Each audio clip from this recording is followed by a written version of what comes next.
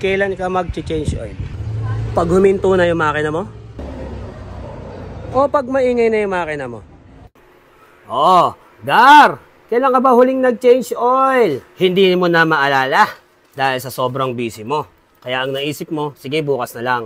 Pagdating ng bukas, bukas na naman uli. Pagdating ng bukas na naman uli. Hanggang sa nakakalimutan mo na mag-change oil. Dahil sa malilimutin ka, ano-ano nga ba ang senyales ng ating motor or ng ating makina kung kailangan na natin mag-change oil. Huwag mo nang hintayin ma-change oil yan. Kaya naman ito ang ilan sa mga senyales ng inyong motor na kailangan mo nang mag-change oil. Una, yung masyado na mainit ang makina mo. Naka-1, 2, 3 kanto, pang-4 na kanto, ramdam mo na ang init ng iyong makina. Indikasyon yan at sintomas na kailangan na ng change oil ng iyong makina. Pangalawa ay yung magaspang na ang takbo ng andar ng iyong makina. Ito yung ramdam mo na parang mabibrate yung motor mo, magaspang na pagtamakbo. Indikasyon yan at sintomas na kailangan mo ng mag-change oil. Kaya naman, ito, nag-change oil tayo. At syempre, gamit natin ang ADNOC Voyager SPX4N.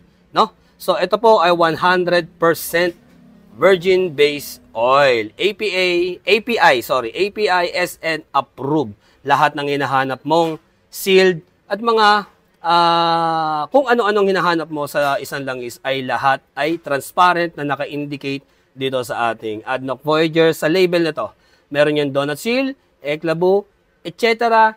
and Eclashu. Sa lahat ng hinahanap mo ay nandito po yan. Kaya lahat ng FI scooters, ito po ang nire-recommended kong langis. Proven and tested. Marami na nakasubok nito. Ang susunod na indikasyon ay yung dipstick mo kapag nakita mong wala na sa level, no? Nagbabawas na ng langis ang iyong motor. Ibig sabihin, kailangan na po nating mag-change oil.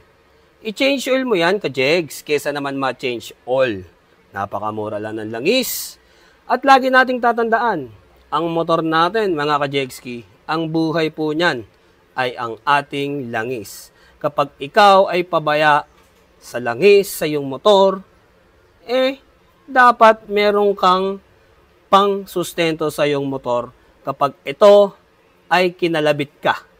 Ibig sabihin, naghahanap na to ng change oil. O ano? Hihintayin mo bang ma-change oil ang motor mo kesa ma-change oil? Kaya naman ang recommended ko sa pag-change oil is every 1,000 to 1,500 kilometers. Kung ayaw mo maniwala, nasa iyo na po yan. Basta kami, nandirito, laging handa para i-change oil ang iyong motor kung ayaw mo mag-change oil. Yun lamang mga ka-jegs. At syempre, lagi nating tatandaan, brut na lamang ang may alaw.